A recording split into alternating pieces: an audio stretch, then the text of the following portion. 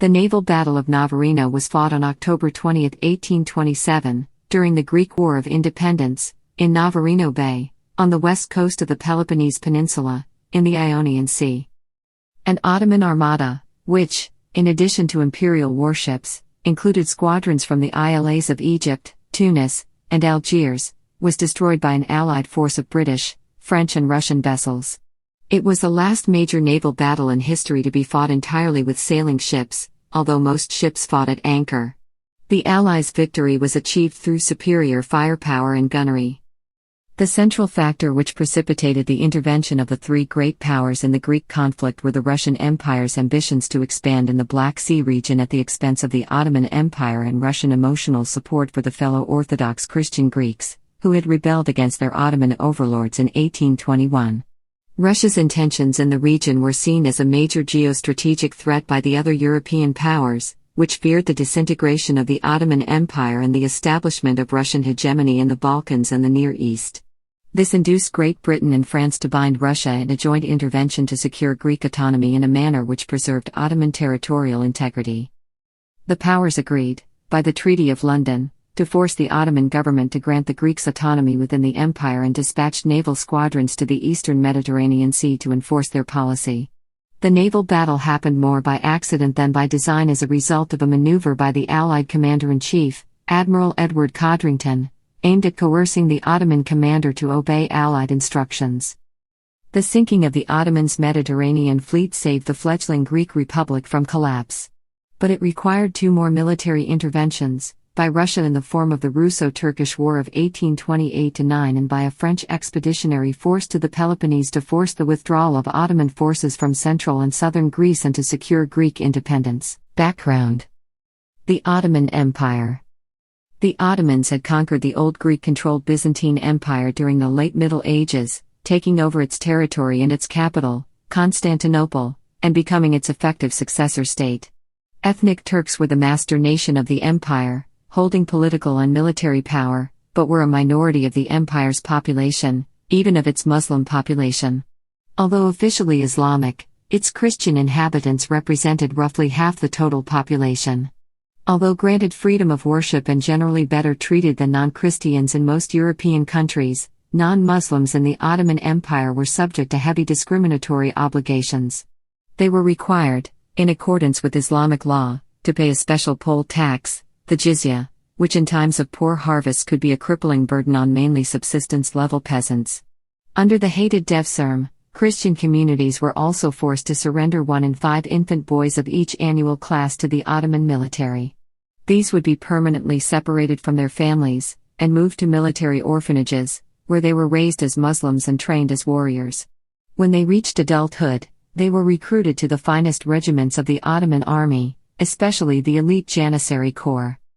The Ottoman Empire had once been the foremost military power in Europe, reaching its apogee in the 16th and 17th centuries, when it posed a serious threat to Christian Europe. Its armies overran the entire Balkan peninsula in Greece, and reached the borders of Austria, laying siege to Vienna twice. Its fleets dominated the Mediterranean Sea.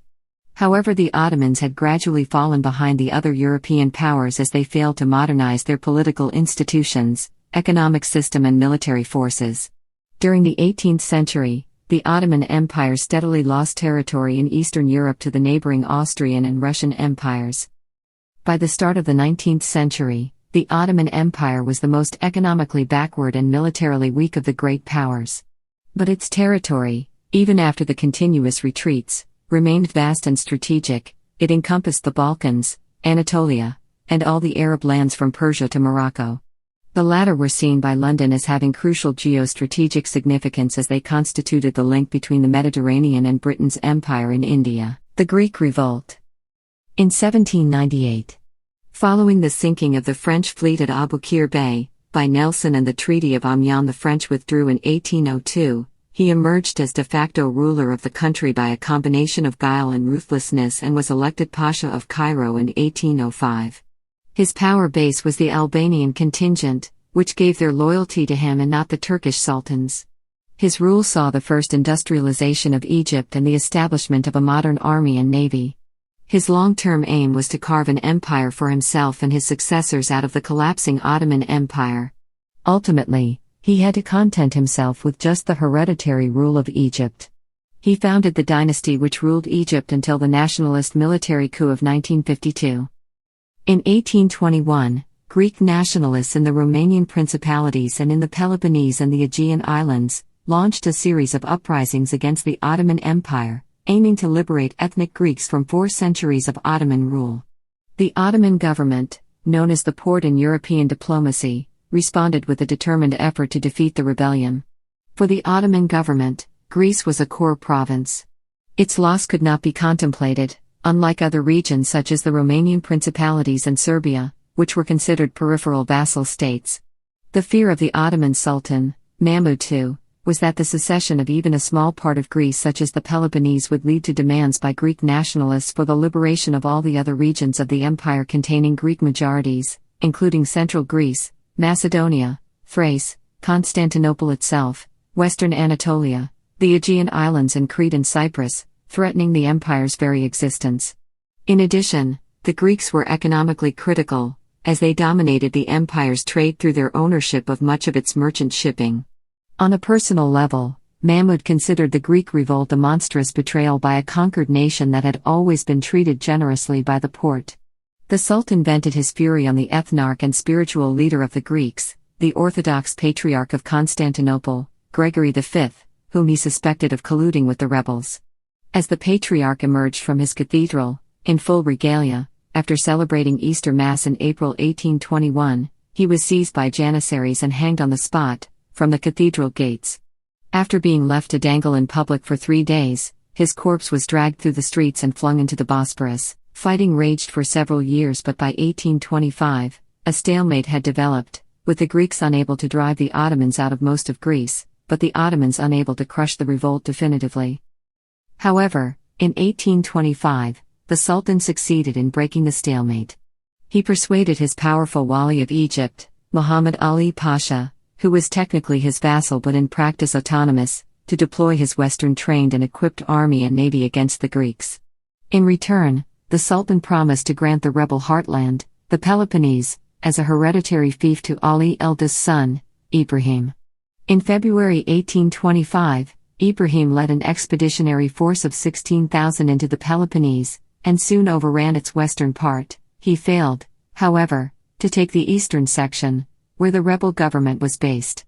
Ibrahim's forces then moved on to the Greek mainland, capturing, despite a heroic Greek defense, the pivotal stronghold of Missolonghi in April 1826. In response to Greek guerrilla attacks on his forces in the Peloponnese, Ibrahim launched a scorched earth campaign which threatened the population with starvation and deported many civilians into slavery in Egypt. He also brought in Arab settlers, allegedly aiming ultimately to replace the Greek population. The Greek revolutionaries, whose motto was Epsilon Lambda Epsilon Upsilon Theta Epsilon Rho Alpha Theta Nu Alpha Tau Omicron Sigma, remained defiant, and provided their forces with much-needed professional leadership by appointing experienced Philhellenic British and French officers to command them, Major Sir Richard Church and Col C. Favier, Admiral Lord Cochrane and Captain F. A. Hastings. By this time, however, the Greek provisional government's land and sea forces were far inferior to those of the Ottomans and Egyptians. In 1827, Greek regular troops numbered less than 5,000, compared to 25,000 Ottomans in central Greece and 15,000 Egyptians in the Peloponnese. Also, the Greek government was virtually bankrupt. Many of the key fortresses on what little territory it controlled were in Ottoman hands. It seemed only a matter of time before the Greeks were forced to capitulate. In June 1827, the Acropolis of Athens, the last Greek fortress on the mainland, capitulated to Ottoman forces.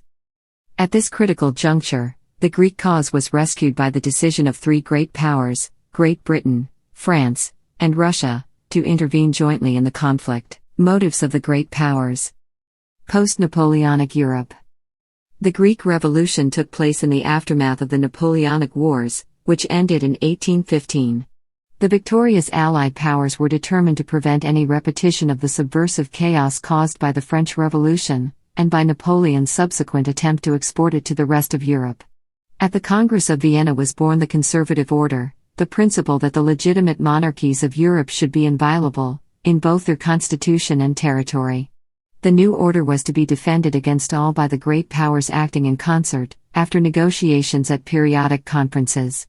This process became known as the Congress system. The Greek Revolution presented the conservative order with its first significant challenge. Prima facie, the Greek revolt was a violation of its basic principle, as it involved a revolt against an established monarchy and an attempt by a part of its territory to secede. This was certainly the position adopted by the two chief architects of the Congress system, British Foreign Secretary Viscount Castlereagh and Austrian Chancellor Prince von Metternich. But the Russians contended that the principle did not apply to the non-Christian, Asiatic Ottoman Empire. The Greek issue thus became entangled in the Eastern question, the name given to the great power diplomacy surrounding the decline of the Ottoman Empire. Russia. The most pro-Greek power was Russia. As the sole Orthodox Christian great power, Russia had long seen itself as the protector of the Balkan and Greek subjects of the Ottoman Empire, who were predominantly of the Orthodox faith. The Serbs and Bulgarians were also fellow Slavic speakers. These cultural and emotional bonds dovetailed neatly with Russia's geostrategic interests. Supporting a breakaway Greek state, which would be a natural ally of Russia, was an obvious way to advance Russian influence in Southeast Europe.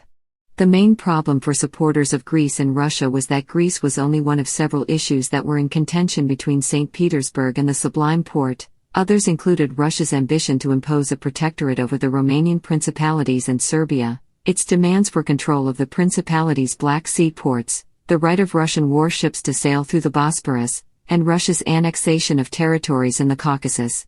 Austria and Great Britain. The decisive Russian triumph in the Russo-Turkish War of 1768–74, which brought enormous lands in the Black Sea region as far as the Caucasus under Russian control, resulted in a great fear of Russian expansion on the part of the other great powers, especially Austria and Great Britain.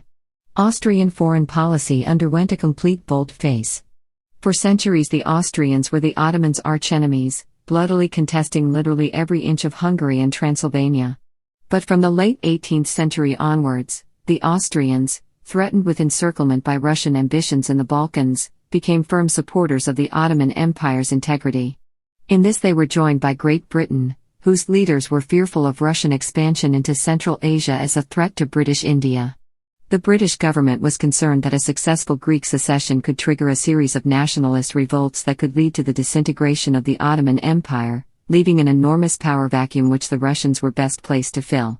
When the Greek Revolution broke out in 1821, the British cabinet was dominated by the conservative faction of the ruling Tory party, including Castlereagh, Lord Liverpool and Duke of Wellington, the victor of the Battle of Waterloo and now Master General of Ordnance.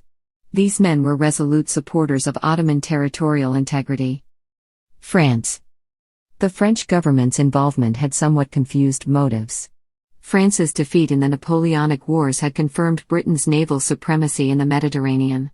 The guiding motive of French policy in the Mediterranean thus remained the same as Napoleon's had been before 1815, to challenge Britain's hegemony, but this time by diplomacy rather than by war. As Napoleon had done with his expedition in 1798, the French government focused on Egypt. France had equipped and trained a modern army and navy for Muhammad Ali Pasha's regime, a policy viewed with intense suspicion by London. It was felt that a likely consequence, intended or not, was Egyptian secession from the Ottoman Empire. The Paris government also adopted in the Mediterranean, almost on principle, policies opposed by London, such as favoring great power intervention in the Greek conflict. Inconsistently, however, Paris shared London's concern about Russian expansionism and also supported, at least formally, Ottoman territorial integrity. European public opinion. Despite their lack of enthusiasm for the rebellion, the British and French governments were under mounting pressure from their home public opinion to assist the Greeks. Whatever the geostrategic implications of their revolt, the Greeks, in the eyes of most Britons and Frenchmen, were gallant Christian fighters struggling to free themselves from a corrupt and oppressive Islamic tyranny. In an era when nationalism was inextricably linked to liberalism, the Greek insurgency became a rallying cry for liberals all over Europe, and especially for French liberals, whose political action at home were severely restricted by the Bourbon monarchy restored to power by the Allied powers in 1815. Both London and Paris hosted powerful Philhellenic committees, supported by prominent and wealthy personalities, such as the Romantic poet Lord Byron in England and the writers Chateaubriand and Victor Hugo in France. The committees raised large sums of money for the Greek revolutionaries, agitated in the press and equipped and dispatched hundreds of volunteers to fight in Greece. Popular pressure for intervention intensified after Ibrahim Pasha's brutal invasion of the Peloponnese. The atrocities committed by his forces, loudly advertised and greatly exaggerated in the liberal press, sparked a furor throughout Europe. Ibrahim was denounced in the French press as Le Sanguinaire. This was acutely embarrassing to the French government, which had equipped and trained the Egyptian forces. The Greek revolt was probably the first occasion in European history when public opinion had a significant impact on great power foreign policy. Strategic considerations. Both the Russian and French governments had to contend with the basic strategic fact that providing naval assistance to the Greeks was not practicable without British consent, because of Britain's naval supremacy in the Mediterranean. Britain's crushing naval victories over France and Spain in the Napoleonic Wars had turned the Mediterranean into a British lake, closely controlled by a string of strategic bases from Gibraltar to the Ionian Islands, which Britain had taken over from the French in 1815 and were the only part of Greece not under Ottoman rule. This meant that any French intervention was in effect subject to a British veto. But the Russians had an alternative option, beyond Britain's veto, of attacking the Ottoman Empire by land across the Danube. Great power diplomacy. From the inception of the Greek revolt until 1826, British and Austrian diplomacy aimed at ensuring the non-intervention of the great powers in the conflict. Their objective was to stall Russian military intervention in support of the Greeks, in order to give the Ottomans time to defeat the rebellion, which Metternich was convinced they were capable of doing. This diplomacy was initially successful because the reigning Tsar, Alexander I, was reluctant to support any revolutionary movement because of his experience during the Napoleonic Wars. Despite fervent support for the Greek cause in Russian nationalist circles, Alexander proved unwilling to defy Metternich and Castlereagh and offer the Greeks more than diplomatic support. Indeed, at the Congress of Verona, Castlereagh persuaded Tsar Alexander to ignore the Greek cause altogether, even refusing to admit a Greek delegation to the conference. In the same year, Alexander also forced the resignation of his ethnic Venetian/Greek foreign minister, Count Giovanni Capodistria, for his passionate advocacy of the Greek cause. In 1824 the Tsar proposed a plan for Greek autonomy to the other powers, but it was clear that he was simply not prepared to act unilaterally. In 1822, Castlereagh was succeeded as Foreign Secretary by George Canning, to Metternich's dismay. Canning was a liberal Tory, and hostile to the conservative faction led by Wellington. He had even fought a duel with Castlereagh in 1809 over policy disagreements. He detested Metternich's intrigues and was more sympathetic to the Greeks, having joined the London Philhellenic Committee. Nevertheless, until 1826 his policy remained the same as Castlereagh's, non-intervention. But the Ottomans proved unable to suppress the revolt during the long period of non-intervention secured by British and Austrian diplomacy. By the time the Ottomans were making serious progress, it was too late. In December 1825, the diplomatic landscape changed with the death of Tsar Alexander and the succession of his younger brother Nicholas I. Still only 30 years old, Nicholas was a more decisive and risk-taking character than his brother, as well as being far more nationalistic. In foreign policy, he adopted a two-faced stance. In Western Europe, he became notorious as a ferocious defender of the established order, earning the sobriquet of the gendarme of Europe by his willingness to dispatch troops as far away as Italy to help crush liberal revolutions. But in the Balkans, he eagerly adopted the mantle of Orthodox crusader and liberator. In this regard, he did not share his brother's aversion to unilateral action. In diplomatic circles, it was now widely believed that it was only a matter of time before the Russians went to war against the Porte. Canning's response to the new situation was to move towards joint intervention. If intervention by Russia was inevitable, then he intended to ensure that it be constrained within parameters acceptable to Britain.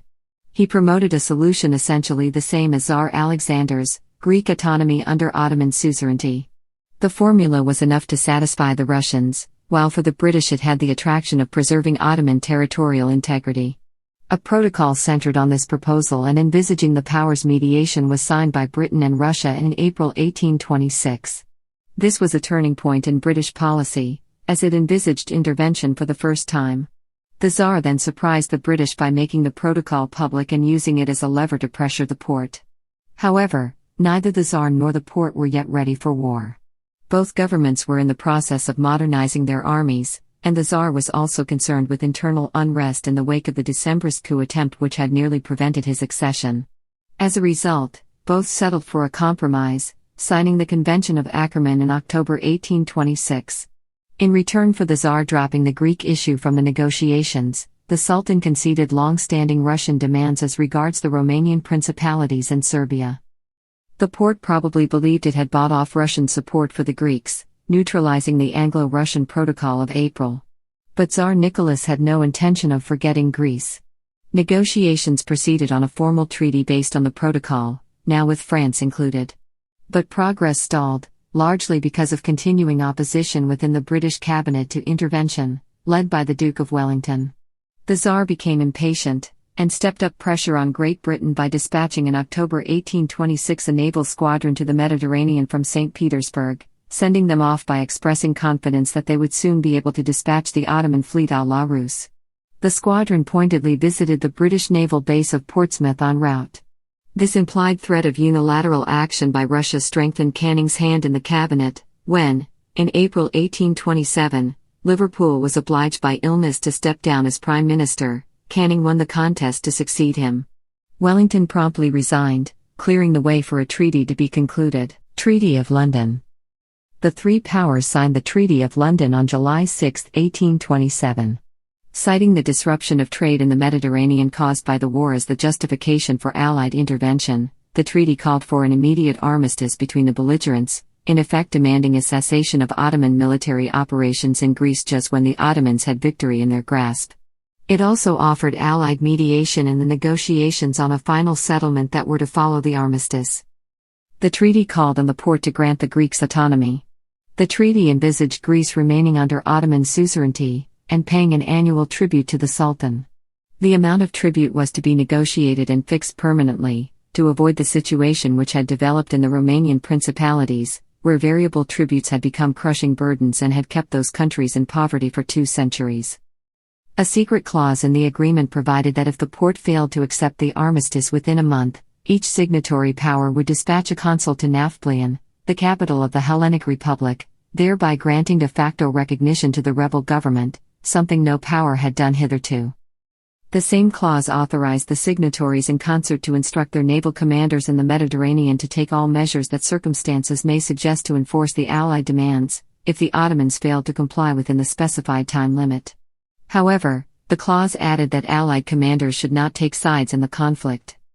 The treaty was thus a contradictory document, reflecting the conflicting priorities of the signatories, with the Russians demanding a harder line with the Ottomans than their allies. It called for a negotiated settlement, but predetermined what the end result of those negotiations should be. It offered mediation, but threatened the use of force. It authorized force to be used, but forbade joining in the hostilities. Above all, although it was couched in neutral language, in reality it favored the Greek position. The critical point is that it committed the European powers to armed intervention and effectively guaranteed a successful outcome for the Greek Revolution. It was signed just in time, as its architect Canning died in office just a few weeks later. Prelude. On August 20, 1827, the British naval commander-in-chief in the Mediterranean, Vice Admiral Sir Edward Codrington, veteran of 44 years at sea and a popular hero for his role in the Battle of Trafalgar, received his government's instructions regarding enforcement of the treaty. Codrington could not have been a less suitable character for a task which required great tact. He had joined the Royal Navy at age 13 as a midshipman and worked his way to the top by sheer merit and courage. An impetuous fighting sailor, he entirely lacked diplomatic finesse, a quality he despised and derisively ascribed to his French counterpart, H. de Rigny. He was also a sympathizer with the Greek cause, having joined the London Philhellenic Committee. His instructions were to impose and enforce an armistice on both sides and to interdict the flow of reinforcements and supplies from Asia Minor and Egypt to Ottoman forces in Greece. He was to use force only as a last resort. On 29 August, the Porte formally rejected the Treaty of London stipulations, triggering the dispatch of Allied representatives to Nafplion. On 2nd of September, the Greek provisional government accepted the armistice. This freed Codrington to concentrate on coercing the Ottoman side. Navarino Bay is a large natural harbor on the west coast of Messenia. It is approximately 5 kilometers long and 3 kilometers wide. The bay is sheltered from the open sea by a long, narrow islet. This islet leaves 2 entrances to the bay. Because of a sandbank, the northern one is very narrow and shallow, 100 meters wide and just 1 meter deep in places, impassable to large boats. The southern one is much wider, 1,500 meters, with an effective passage of 1,000 meters width because of rocks.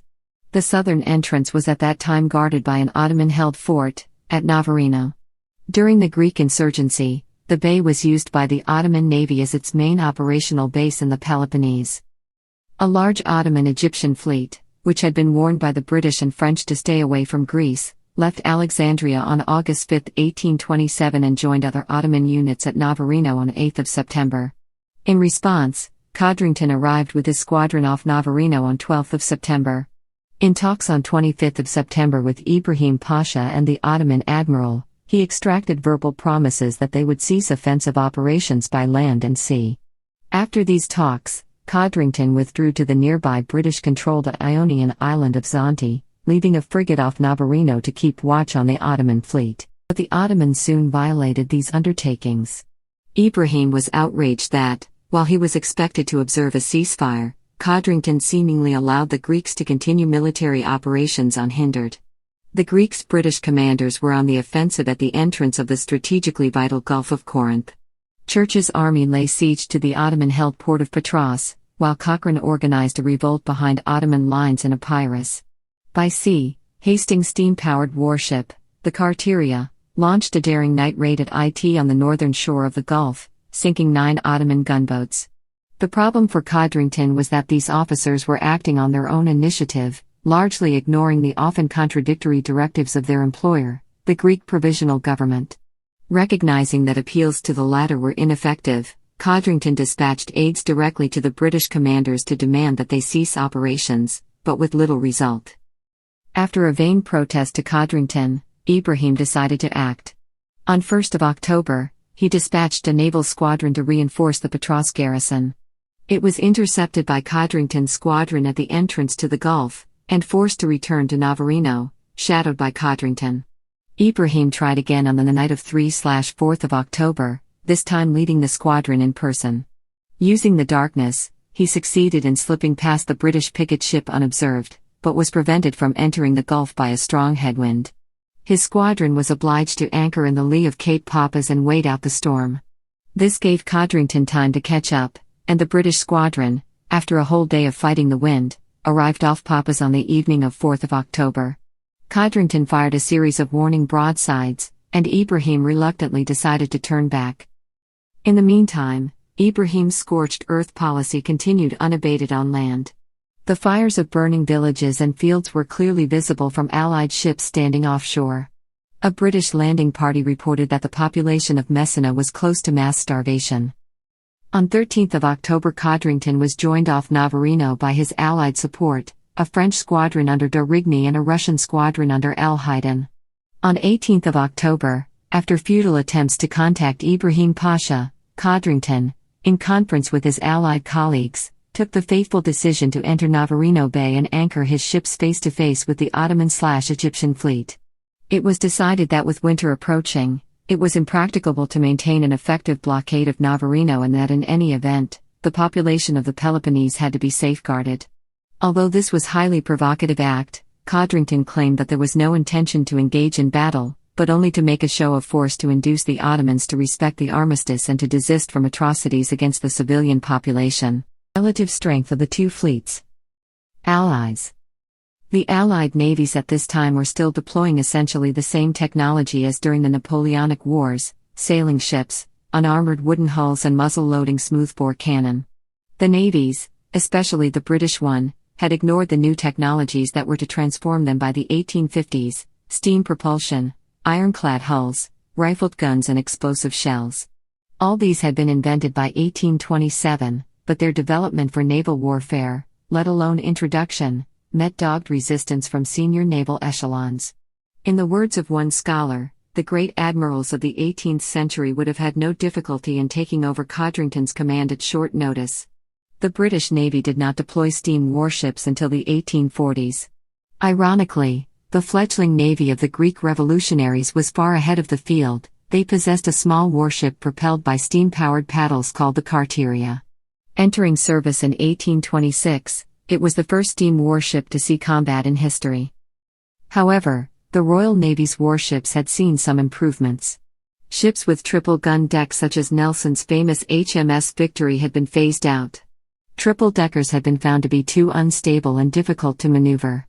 The standard Canopus-class battleship was now a double-deck 74 to 84 gunboat, based on the successful 74 French design.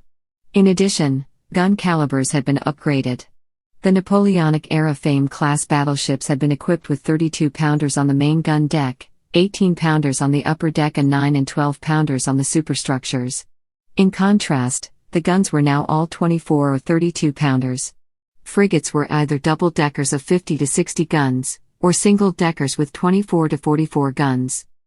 Most of the Allied ships, however, were still veteran Napoleonic-era warhorses. Codrington's only Canopus-class battleship was his flagship, HMS Asia, although Genoa was also post-Napoleonic. In the French squadron, de Rigny was so appalled by the state of the 3 battleships sent to him that he decided to keep his flag on the Sirene, a modern frigate, Ottomans. Overall at Navarino, the Allies had 22 ships and 1,258 guns against the Ottomans' 78 ships with 2,180 guns. But the numbers masked major Allied advantages in ship types, gun calibers and crew quality. As a result of these, Allied gun crews could fire more powerful, more frequent and more accurate cannonades than their Ottoman counterparts. The Allies had a substantial superiority in frontline combat vessels, 10 battleships to the Ottomans' 3. This advantage was only partially offset by the Ottomans' 7 double-deck frigates against 1 Allied vessel of this kind. The great majority of the Ottoman Egyptian fleet were smaller vessels, 58 corvettes and brigs, which were of little use against the Allied heavyweights. They had much smaller firepower, and, their decks being lower, could easily be dismasted by raking fire. In addition, the Ottoman Egyptians mainly deployed smaller caliber guns than the Allies. Most of the Allied crews had gained extensive combat experience in the Napoleonic Wars, which had only ended 12 years previously, and were service professionals. In contrast, the Ottoman crews only had combat experience against the Greek revolutionary naval forces, which although gallant and effective, bore no resemblance to the navies of the great powers. In many cases, Ottoman crews impressed men. Some Ottoman crew were even found, after the battle, to have been shackled at their posts. The Egyptian contingent, the largest and best equipped of the Ottoman fleet at Navarino, had been trained by a team of French officers, under the overall direction of Captain J.M. Letellier. These officers acted as shadow captains of the large Egyptian vessels, each advising the nominal Egyptian captain. The day before the battle, de Rigny persuaded these officers to withdraw from the Egyptian fleet so as to avoid the possibility of fighting against their own navy. Letellier himself was sick and also took no part. This deprived the Egyptians of experienced command. For the Allies, probably the Ottomans' most dangerous weapon were their fireships. The latter, the poor man's battleship, had long been deployed to devastating effect by the Greek revolutionaries against the Ottomans, who had learned how to use them through hard experience. Fireships were posted on the wings of the Ottoman formation, and could, if effectively deployed, wreak mayhem on Allied boats concentrated in enclosed waters, especially as Allied sailors had no experience of this kind of warfare. The danger was graphically demonstrated in the early phase of the battle, when the French battleship Scipion narrowly escaped being destroyed by a fireship. The Ottomans possessed a shore battery on each side of the main entrance to the bay, in Navarino Fort and on the southern tip of Sphacteria Island. These could seriously have impeded Allied entry into the bay, but Codrington was clearly confident that the Ottomans would not start a shooting war. Strategies. Following an elaborate defensive plan proposed by Letellier, the Ottoman Egyptian fleet was anchored in a horseshoe formation, in 3 lines, extending from Navarino Fort to the southern tip of Sphacteria Island, where the Ottoman shore battery lay. The front line consisted of the heavy boats, battleships and large frigates. The second line contained the remaining frigates and larger corvettes, the third consisted of the remaining smaller boats. The idea was that the small boats could fire through the gaps in the front line, whilst being protected by the large boats from Allied attack. On the ends of the horseshoe were stationed corvettes and fireships. The latter could be towed by small boats into position covered by the smaller corvettes and shore batteries. The Allied plan was to anchor in the free water inside the crescent. Codrington's squadron would take up position facing the center of the Ottoman line. The French and Russian squadrons would face the Ottoman left and right wings respectively. The French position in the line had been specifically determined so that they would face the Egyptian fleet, which had been trained by the French and might be reluctant to fight against Egypt's closest European ally. In conventional naval doctrine, Codrington's plan would have been regarded as an unacceptable risk, as it would have invited the enemy to try to surround the Allies. Furthermore, with the prevailing wind blowing from the SW, straight up the entrance, Codrington risked becoming trapped, unable to extricate his squadrons quickly if necessary. The adoption of this high-risk plan shows the total confidence of the Allied commanders in the tactical superiority of their vessels. Battle. At 1:30 p.m., October 20, 1827, off the entrance to Navarino Bay, Codrington signaled to the Allied fleet, "Prepare for action," and Allied crews were ordered to stand to their guns. Gun ports were left half open, but Allied captains were under strict orders to open fire only if attacked. At 2 p.m., Allied warships, with Codrington in the lead in Asia, began filing into the bay through the southern entrance, proceeding in two lines, British followed by French to starboard and Russians to port abreast but slightly behind the French.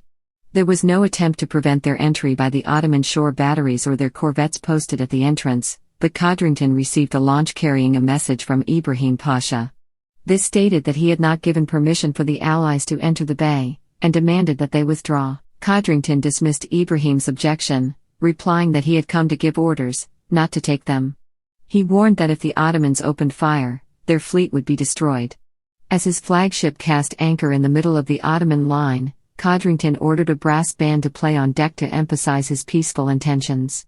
By 2:15 p.m., the three British battleships had dropped anchor in their allotted positions. Meanwhile, as the Allied vessels moved into position, along the Ottoman lines trumpets sounded action stations. Ottoman crews scrambled to meet the unexpected intrusion into their base. At this point, at the entrance, fighting broke out. Codrington claimed that hostilities were started by the Ottomans. The outbreak, according to Allied sources, occurred in the following manner. At the entrance to the bay, Captain Thomas Fellows on the frigate Dartmouth had been detailed, with 6 smaller boats to keep watch on the group of Ottoman corvettes and fireships on the left flank of the Ottoman line. As the Allied ships continued moving into the bay, Fellows noticed that an Ottoman crew was preparing a fireship and sent a boat to instruct them to desist. The Ottomans fired on the boat and lighted the fireship. Fellows sent a cutter to tow the fireship to a safe distance, but the Ottomans fired on the cutter, inflicting casualties. Fellows opened musket fire on the fireship crew to cover his men. At this point, the French flagship Suresnes, which was just then entering the bay on the tail of the British-French line, opened fire with muskets to support Dartmouth. An Ottoman corvette then attacked Suresnes with its guns. This chain reaction spread along the line, so that within a short time, there was general engagement. The battle thus began before the Allies could complete their deployment. In fact, this proved to be a tactical advantage, as it meant some Allied ships were not yet at anchor and could therefore maneuver more swiftly. Nevertheless, most ships fought at anchor. There was naturally very little scope for maneuver, except to change the orientation of the boat by hauling on the springs on the anchor chains. With ships blasting each other at very close range, the encounter was mostly a matter of attrition, in which superior Allied firepower and gunnery were critical. Combat action may be summarized as follows. French battleship Scipion, behind Erigny's Suresnes, immediately came under intense attack by a combination of Egyptian frigates on both sides, the shore batteries and a fireship. The latter was nearly fatal. The fireship jammed under Scipion's bowsprit, the foresails caught fire and the fire spread onto the upper gun deck. Men flung themselves on the fire to prevent it spreading to the forward powder magazine, with inevitable horrendous burn injuries. Nevertheless, the gunners continued to fire on the attackers. Scipion was saved from destruction by her sister ship Trident, which succeeded in attaching a towline to the fireship and, with the assistance of Dartmouth and 2 other British boats, pulling it clear. De Rigny's Sirene fought a lengthy duel with the 64-gun frigate Isania, which finally blew up. Sirene suffered significant casualties and damage. Sirene, with the support of Trident and Scipion, then bombarded the fort of Navarino and eventually silenced its shore battery. The captain of French battleship Breslau, Captain de la Bretonnière, seeing that de Rigny did not need further support, decided on his own initiative to break away from the French formation and move into the center of the bay, at the junction of the British and Russian lines, to reinforce British battleship Albion and Russian battleship Azov.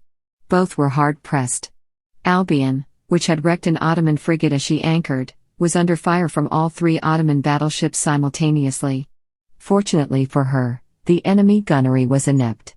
Even so, Breslau's intervention was later acknowledged by the captain of Albion as having saved his ship from annihilation. Breslau then proceeded to play a leading role in the destruction of Ottoman Admiral Tahir Pasha's flagship, the Gia-Rewan, and at least 4 frigates.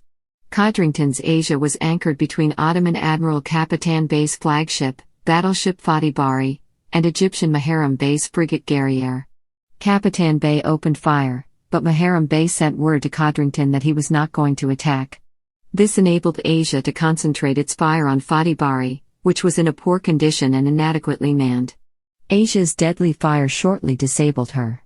Codrington then sent an interpreter, Greek P. Mycles, to parley with Muharrem Bey, but Mycles was shot dead as he went aboard.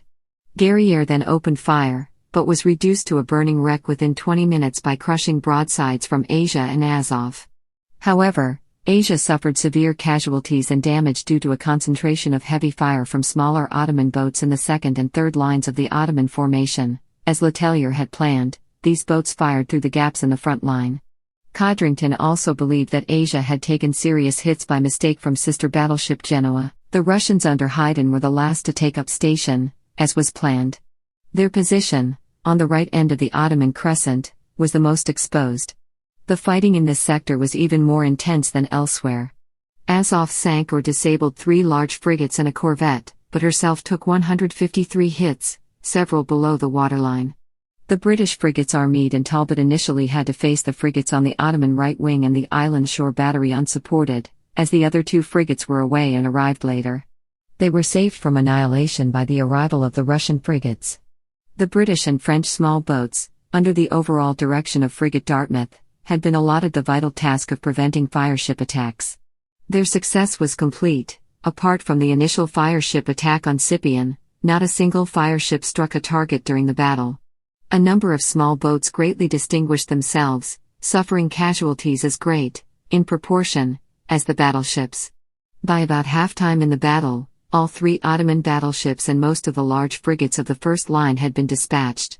This left the mass of smaller boats in the second and third lines at the mercy of the Allied battleships, all of which were still operational. During the ensuing massacre, Codrington tried twice to order a ceasefire, but his signals were either invisible because of the thick smoke or ignored in the heat of the battle. Within the following 2 hours, virtually the entire Ottoman fleet was destroyed, despite the signal bravery of the Ottoman crews, which was praised by Codrington himself in his dispatches. 3/4 were sunk. Many of them, dismasted but still afloat and reparable, were blown up or set on fire by their own crews to prevent them falling into Allied hands. This contributed to the horrendous Ottoman and Egyptian casualty figures, as many men were trapped in burning or exploding vessels. Some, as mentioned, were shackled to their posts. Ottoman casualties given to Codrington by Letellier were approximately 3,000 killed, 1,109 wounded, although Codrington claimed the reverse was more likely. Of the entire Ottoman-Egyptian armada of 78 vessels, just 8 remained seaworthy, 1 dismasted battleship, 2 frigates and 5 corvettes. Allied casualties were given by Codrington as 181 killed, 480 wounded. Several Allied ships were severely damaged. The 3 Russian battleships Azov, Ganget and Ezekiel were disabled. The 3 British battleships had to be sent to England for repairs. In fact, given the rough handling all the battleships had endured and the danger from exploding Ottoman vessels, it was miraculous that not a single Allied vessel was sunk. As the guns fell silent at dusk in Navarino Bay, news of the outcome raced over the Peloponnese and to the rest of Greece. In village after village, church bells started a continuous peal in the night. People rushed into village squares, to be greeted by the news that the Ottoman Sultan and his hated vassal Ibrahim Pasha no longer possessed a Mediterranean fleet. In a maritime country like Greece, the implication was evident, that the fledgling Greek state was saved. Wild rejoicing broke out, and lasted through the night and for days after. Huge bonfires were lit on the mountaintops of the Peloponnese and Mount Parnassos in central Greece. Celebrations swept even the occupied regions, which the demoralized Ottoman garrisons made little effort to prevent. Aftermath. Despite the celebrations, the Sultan still disposed of a total of around 40,000 troops in central and southern Greece, entrenched in powerful fortresses. The final liberation of Greece was still far off, unless the Porte could be induced to accept the Treaty of London. The Sultan, however, refused to concede defeat in Greece. On the contrary, his response to the Navarino disaster was to raise the stakes dramatically, in effect challenging Russia to decide the whole issue on the battlefield. A few weeks after the battle, in a symbolic gesture, he proclaimed jihad against the European powers in his claimed role as Khalifa of all Muslims. More concretely, he closed the Bosporus to international shipping, a move certain to provoke Russia, whose entire Black Sea trade had to pass through the straits. He also revoked the Convention of Ackermann, signed with Russia the previous year. The Sultan also ordered his vassal Muhammad Ali not to withdraw his army from the Peloponnese. But the Allies dispatched envoys to Alexandria to demand that the Egyptian prince do precisely that. This left Muhammad Ali in a dilemma. On the one hand, as an experienced statesman, he knew that with the great powers backing Greek autonomy, the game was up in the Peloponnese. On the other, he was reluctant to be seen as betraying his overlord, especially now that he had declared jihad, and also to inflict on his son Ibrahim the humiliation of a forced withdrawal. So he played for time, engaging the Allies in lengthy but inconclusive negotiations, in the hope that in the meantime the Sultan would himself reach an agreement with the Allies that would permit Ibrahim a face-saving departure. But any chance of a negotiated settlement disappeared with Russia's long-expected declaration of war on the Porte in April 1828, starting the 11th Russo-Turkish War and signaling the ultimate failure of British diplomacy. With the Tsar himself present in nominal command, a Russian army of 100,000 men, supported by the Black Sea Fleet, swept aside the Ottoman forces in the Romanian principalities, crossed the Danube, and laid siege to Silistra, Varna, and Shumla, the key Ottoman-held fortresses in Rumelia. But despite substantial Russian successes by land and sea, the 1828 campaign ended inconclusively. Silistra and Shumla remained in Ottoman hands because of their fierce defense, and the main Russian army was obliged to withdraw to Russian territory by supply shortages and disease. Meanwhile, in Paris, a more liberal government under the Vicomte de Martignac took office in January 1828, after an election in which the Bourbon Kingdom of France's tiny electorate of 74,000 mainly aristocratic voters turned against the ultra-conservative faction. Eager to court popularity, de Martignac announced in April 1828 that, in view of the failure of diplomatic efforts, France would dispatch an expeditionary force of 13,000 elite troops to expel the Egyptian and Ottoman forces from the Peloponnese. The news was greeted with wild enthusiasm by the Parisian public. As urgent preparations began in France's Mediterranean ports, Ibrahim Pasha told his father that he felt confident he could repel the French. But since the sinking of his expensive modern fleet, Ali had lost all appetite for military confrontation with the great powers. Ibrahim's motley force of Egyptian peasants and Albanian mercenaries, he felt sure, would stand no chance against the French professionals, who were largely officered by battle-hardened veterans of Napoleon's army. Ali now engaged in serious negotiations with Codrington, who had been dispatched by London to Alexandria to try to forestall the French intervention. In August, Ali agreed terms with Codrington for the withdrawal of his forces from the Peloponnese. Ibrahim initially refused to comply with his father's evacuation orders, but gave way shortly after the French troops landed in Navarino Bay at the end of August, to a jubilant reception by the Greeks. The Egyptians finally left in October 1828, a year after the naval battle. The French proceeded to clear the remaining Ottoman garrisons in the Peloponnese, which offered only token resistance, by the end of 1828. In the subsequent months, Greek forces regained control of central Greece in a lightning campaign. For the 1829 campaign on the Danube, Tsar Nicholas dismissed the ailing Wittgenstein and handed the Russian command to his more aggressive compatriot, Count von Diebitsch, who succeeded in capturing Silistra and then surprised the Ottomans with a high-speed drive for the Ottoman capital Constantinople, bypassing Shumla and routing an Ottoman army sent to intercept him. In September 1829, with the Russian army camped just 40 miles from his palace, the Sultan was forced to capitulate. By the Treaty of Adrianople, he conceded a long list of Russian demands, one of which was acceptance of Greek autonomy as defined in the Treaty of London. However, Tsar Nicholas and his ministers were careful to refrain from the more extreme demands advocated by Russian nationalists, such as a Russian military occupation of the Straits or annexation of the Romanian principalities, that would risk war with Great Britain and Austria. As a consequence, London and Vienna were relieved that the outcome was not worse and reluctantly acquiesced in Russia's strategic gains. However, the Sultan's acceptance came too late to save Ottoman sovereignty over Greece. Buoyed by the Ottoman disasters on land and sea, and their own military successes, the Greeks refused to accept anything less than full independence. Finally, at the London Protocol of 1830, the Allies dropped their policy of Ottoman suzerainty and accepted Greek independence, but insisted that the new state should be a monarchy, not a republic. Later that year, the Sultan was forced by the Allied powers to sign the Treaty of Constantinople, formally recognizing the new Kingdom of Greece as an independent state. The latter's territory, however, was restricted to just those regions from which Ottoman forces had been expelled, namely the Peloponnese, the Cyclades Islands of the Aegean Sea and central Greece. Many regions with an ethnic Greek majority remained under Ottoman rule. The disastrous secession of Greece was by no means the end of the Sultan's tribulations.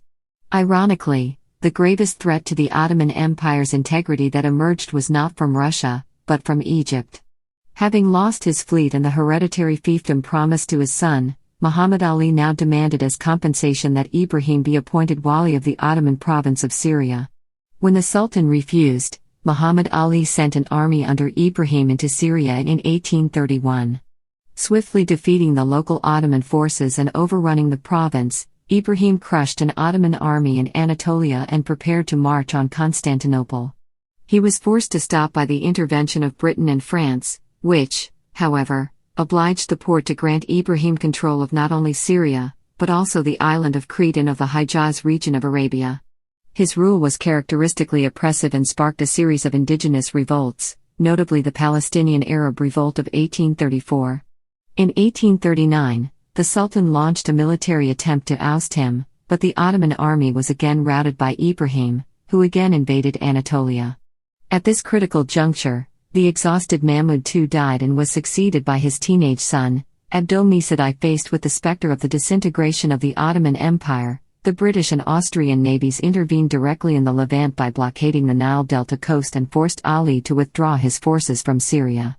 In return, the Allies obliged the young Sultan to grant Ali an unprecedented hereditary vice-regency over Egypt. The dynasty that Ali founded ruled Egypt until the nationalist/military coup of 1952. But de facto independence from the Ottomans was soon replaced by de facto rule from Whitehall. After the construction of the Suez Canal in 1869, which instantly became the main shipping route to British India, successive British governments decided that Egypt was simply too strategic to be left to its own devices and imposed a military protectorate over the country. British troops were stationed in Egypt from 1875 to the end of the Second World War in 1945, and Ali's successors were reduced to puppets of British imperial policy. Codrington controversy. The news of Navarino made Codrington a hero twice over in the eyes of the general British public. But in Whitehall, senior naval and diplomatic echelons were appalled by the outcome of his campaign. It was considered that Codrington had grossly exceeded his instructions by provoking a showdown with the Ottoman fleet, and that his actions had gravely compromised the port's ability to resist Russian encroachment. At a social event, King George IV was reported as referring to the battle as this untoward event. Codrington's political situation in London became even more precarious with the return of Wellington to government in January 1828. This time as Prime Minister at the head of the Tory government 1828 to 1830. The coincident launch of Tsar Nicholas' war on the port realized the worst fears of British policymakers and deepened their anger at Codrington. Initially, official disapproval of Codrington had to be restrained because of the Admiral's huge popularity with the public. The Admiralty's revenge took petty form, such as its refusal, despite repeated requests by Codrington, to pay his crews their traditional prize money from the sale of captured Ottoman treasure and goods. Meanwhile, Wellington was biding his time until he felt it was politically safe to remove Codrington from the Mediterranean theater. Finally, in June 1828, the Admiralty announced that Codrington was being relieved of his command. Although the king felt obliged by public opinion to grant Codrington the high honor of the Grand Cross of the Bath, the Admiralty's failure to give him another operational command in his remaining decade of service or to promote him to full admiral until shortly before his retirement from the Navy in 1837, were eloquent testimony to his fall from favor.